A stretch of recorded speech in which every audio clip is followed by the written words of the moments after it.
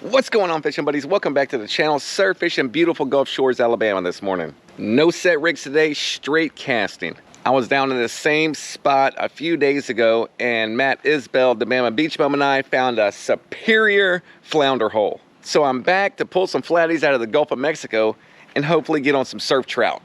Let's get it out there!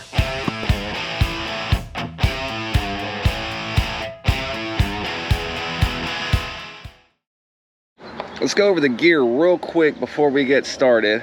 On my first setup here, I have a 2500 LKL gear reel. This is 10-pound true braid. This is on a 7.6 Akuma Fish Bite Series rod. I have 20-pound. I went with 20-pound because of the flounder in their teeth. 20-pound fluorocarbon leader. And I got a nice big mouth popper here that I'm going to start with. On my second setup here, I got the 7-foot Ninja Dagger. This is my all-around rod. I got a 3000 series Penn Battle 3 on here. 10-pound true braid, again with the 20-pound fluorocarbon leader. I got a hoodwink tied on with a 1/4 ounce C&B custom jig head. According to my fishing app, it should be pretty flat out here. We got a slight westward push. You can see the current, but not terrible. I believe this 1/4 ounce jig head is going to do the trick, holding that plastic where I want. And it's not so rough that I can't get some topwater action. This looks good, y'all. I am gonna start right back in the flounder hole, see if we can get on them pretty quick. And I got just a deep area right here that I see where I'm gonna throw that popper, see if I can get some trout to come up and smash it. We got an osprey hanging around this same area, which is always a good sign. So at first glance, it looks like it's gonna be a successful trip. I'm actually gonna start with the popper, guys. The sun just came up. Let's see if they're active. Oh, there we go. All right, something hit it, y'all. Something hit it. Come on, got it. Oh, it might be a lady, y'all. Might be a lady. She's jumping. Came off. All right. Oh no, I think I still got it. I think I still got it. It was just running in on me. Come on. Staying down. That might not be a lady. Come on. Come on, be a trout. No, that's a lady. Come on in. Popped off right there. All right, so we got ladyfish out there. Seem to be out pretty deep also. I'm slinging this as far as I can, and I got it on the second pop. That's all I need right now. Oh, there we go. There's a pop right in front of me. I'm coming up on it too. Coming up on it. Come on. Right on the lip of that sandbar. There we go. Oh, another lady. Oh, another lady. Come on. Come on. Oh. Oh yeah. So much fun on this light tackle, guys. This is my trout rod I use in the kayak. It has got a lot of play in it. Small little reel.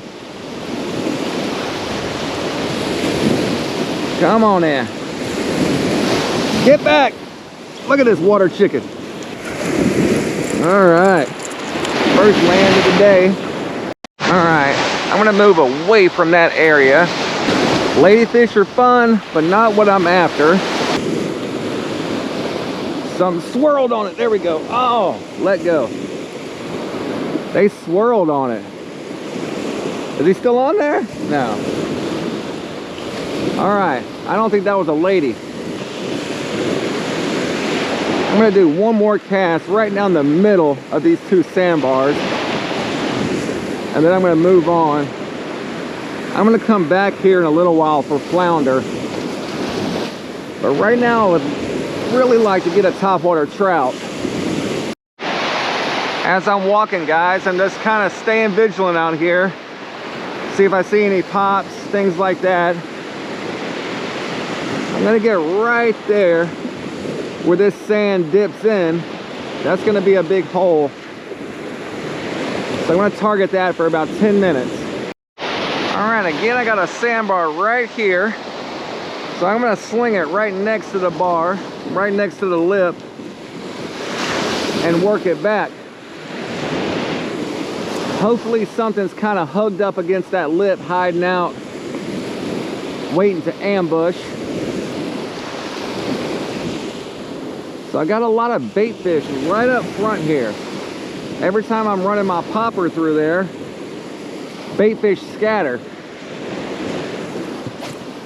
So we might catch something right here at shore. Oh, here we go, right in front of me. Oh, something's messing with me. Look, something right here in front of me, guys. Look at this, look at this. It's causing all kind of commotion. What is that? Come on. I'm gonna run this popper right through them. Come on, come on. Seeing all those bait fish, I knew something had to be up close. Look at me, right in front of me. I could reach out and grab it. I could, if I had a net right now, I can net that. I caught the biggest trout of my life, and really the biggest trout I've ever seen, like in person, right here about 4 days ago. 31 inches, guys. Absolute tank. So obviously I've been a slave to this spot ever since, and I caught him super close, like right offshore on a set rig. I'm gonna toss that popper right there, give it a little bit different presentation. I'm gonna pop down on my rod. There we go. He's on it, he's on it. Come on, he's on it. Oh, it's a lady. Oh, come here, come here. Oh, come here. Oh. Another lady. I guess that's what that is. All right, these guys are running deep, close. All right, spit the hook. Good girl. You can't disregard this shelf up front, y'all. It is so important. This is a hot zone. I always have a line in there. There's a lip right there. So in that lip, there's sand fleas, there's coquina clams, there's shrimp, there's mole crabs. Everything these guys are feeding on are right there in the lip. I mean, with the sand flea rake, we get sand fleas there all the time, right? So there's a misconception with surf fishing that you have to cast your lines out as far as you can throw them. That's not the case. You want to stagger your lines, guys. You want to cover all these zones. You know, put one up close, put one a little bit further out, put one a little bit further out, and then launch one. Then once you figure out the pattern where these fish are, you can move all your lines to that zone. All right, let's get some flatties, y'all. Uh-oh, here we go. Got a little nibble down there, y'all. There we go. There we go. Come on. Come on. Staying down. That's a good sign. Come on, this lip. Gotta get him over this lip. Come here, flatty.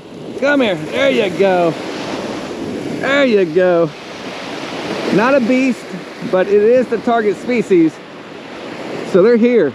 Nice little southern flounder, guys. Smash that hoodwink. C&B custom jig head, 1/4 ounce.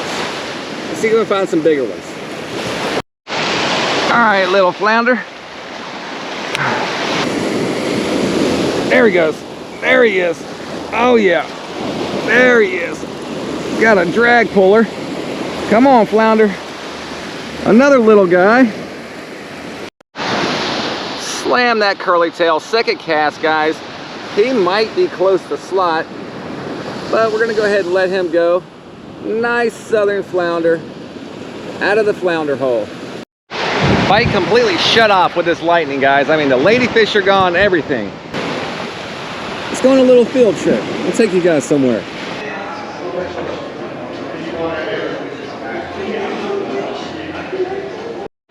All right, guys, in Beach Bum Outdoors, Gulf Shores, Alabama. If you guys have been following along with the channel, you guys know that I am in negotiations for basically taking the guide business that Marty and I have built over the last 3 years and bringing it to a lot bigger operation. So this is the operation that I've been talking about, Beach Bum Outdoors.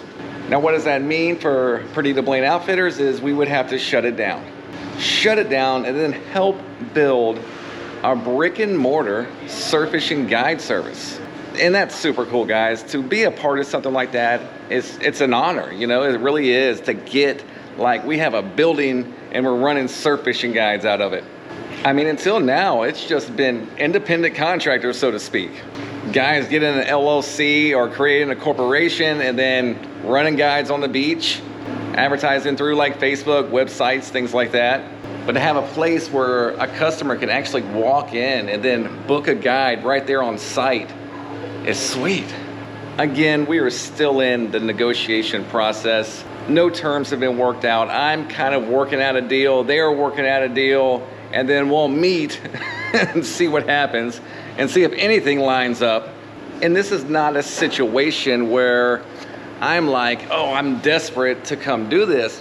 I like running my own business. I like being my own boss. I would be giving up that. Not only would I be giving up the business, I would be giving up my like freedom, so to speak.